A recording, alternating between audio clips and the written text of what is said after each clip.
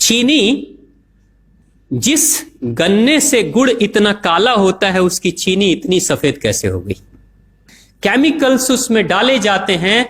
और मैं एक चीनी मिल के अधिकारी जो मैनेजर है, मैं उनकी बात आपको बता रहा हूं। उन्होंने कहा कि मुझे लगभग 12 साल हो गए चीनी मिल में काम करते हुए, और जब से मैंने काम करना शुरू कर दिया चीनी मिल में, तभी से मैंने घर में चीनी लाना ही बंद कर दिया।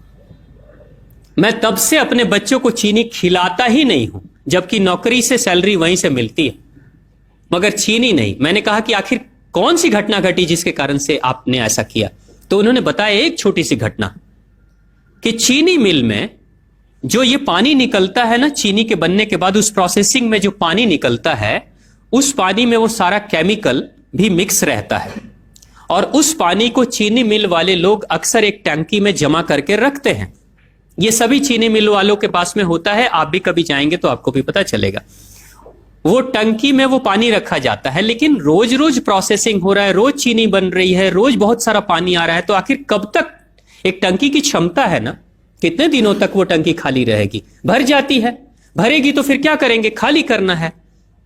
तो क्या किया था चीनी मिल के लोगों ने? सोचा कि छोड़ो ना, अब कहां जाएंगे उसको फेंकने के लिए कहीं दूर, क्योंकि अब उतनी बड़ी टंकी जिसमें हजारों गैलन पानी है, उसके लिए ट्रांसपोर्ट में कितना खर्च आएगा, तो बेहतर होगा रात के अंधेरे में कहीं खेत में डाल देते हैं।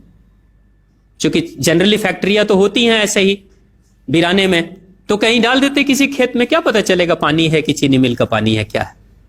तो ये सोचकर मैनेजमेंट वाले लोगों ने रात में ही उस पानी को खेतों में छुड़वा दिया, और नतीजा यह हुआ कि उस खेत की सारी फसल जल गई, मिट्टी बंजर हो गई। और जब किसान पता करने लगा कि आखिर क्या हुआ मेरे खेत में, जब चेकअप कराया वो मिट्टी का, तो पता चला कि इसमें तो चीनी मिल का जो वेस्ट मटेरियल है वो डाला गया है। तब उसको खबर मिली कि हां, किसी स्टाफ ने बताया कि हां, हमारे चीनी मिल से ही पानी डाला गया था आपके खेत में, और पूरी मिट्टी बंजर हो गई। उसने केस कर दिया और चीनी मिल वाले को मुआवजा देना पड़ा लाखों रुपए। तभी से वो स्टाफ कहते हैं कि जो मिट्टी को बंजर कर दे वो इंसान के शरीर में जाए तो क्या करेगी। उसी के बाद से मैंने अपने घर में चीनी लाना बंद कर दिया।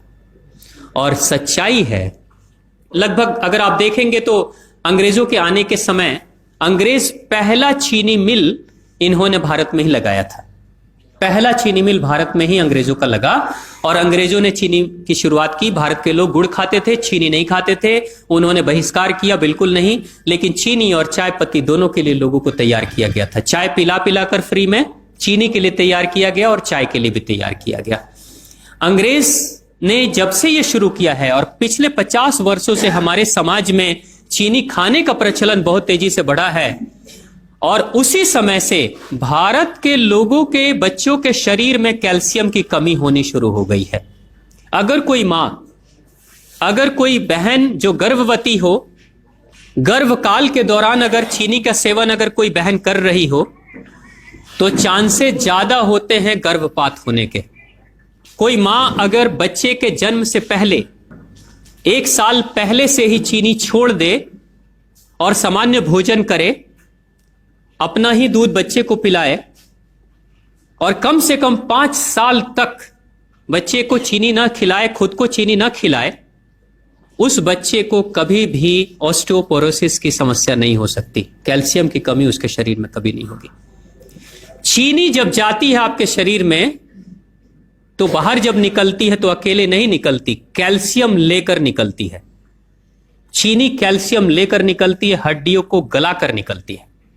और जिसके शरीर में कैल्शियम की कमी हो जाती है, उसके शरीर में मैग्नीशियम, पोटेशियम, आयरन सबकी कमी हो जाती है। कैल्शियम वो तत्व है कि जिसके शरीर में कम हो जाए, सारे तत्व कम हो जाएंगे, और कैल्शियम की कीमत पे चीनी हम खाते हैं।